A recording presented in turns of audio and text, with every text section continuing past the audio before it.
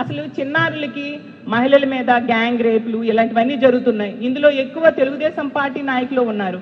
వాళ్ళని శిక్షించకుండా వాళ్ళని రక్షించడానికి పోలీస్ వ్యవస్థను ఈరోజు ఈ రాష్ట్రంలో ఉపయోగిస్తూ ఉండే పరిస్థితి.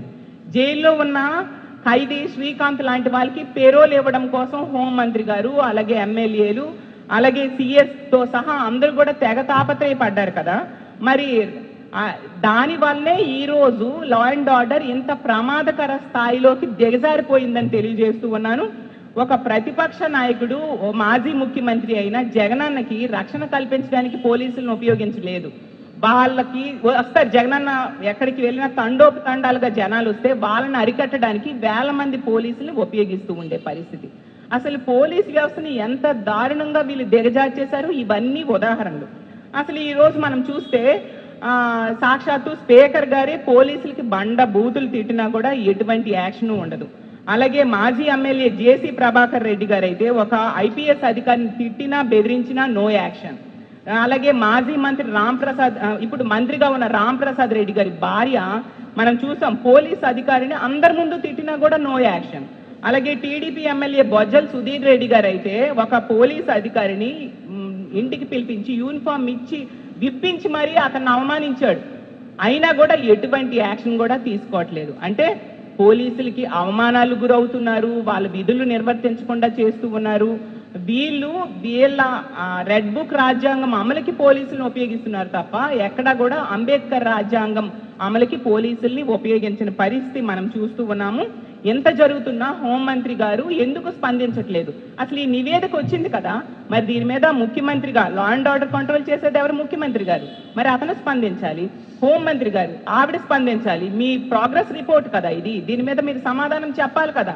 హోంమంత్రి గారు మాట్లాడితే మా జగనన్న తిట్టడానికి రోజుకు ఒక ప్రెస్ మీట్ పెడుతూ ఉంటారు. మరి అమ్మ మీకు ప్రోగ్రెస్ కార్డు వచ్చింది మీ మీద, మరి దీని మీద మీరు స్పందించాలి కదా.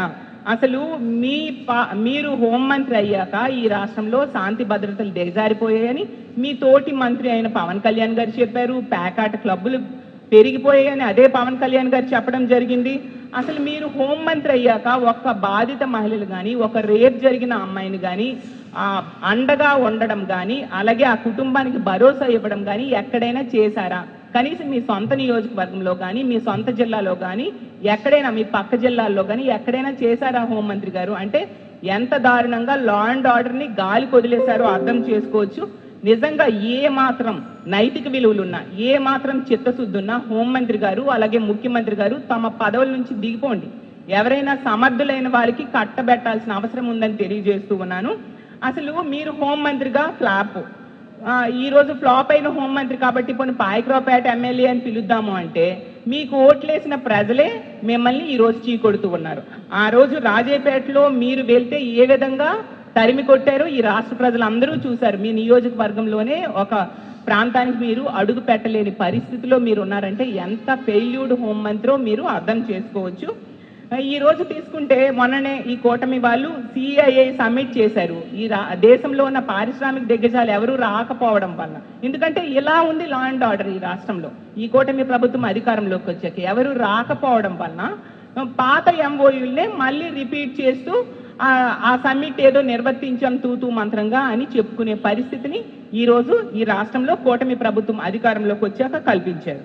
ఈరోజు రాష్ట్రంలో సామాన్య ప్రజలకు రక్షణ లేదు, మహిళలకు రక్షణ లేదు, అలాగే పోలీసులకు కూడా రక్షణ లేదు, అలాగే లాయర్స్కి రక్షణ లేదు, ఎవరికి కూడా రక్షణ లేని పరిస్థితి ఈరోజు ఈ రాష్ట్రంలో నెలకొని ఉంది. కాబట్టే ఈరోజు హోంశాఖ నివేదికలో 36వ స్థానానికి దిగజారిపోయింది అనేది తెలియజేస్తూ ఉన్నాను.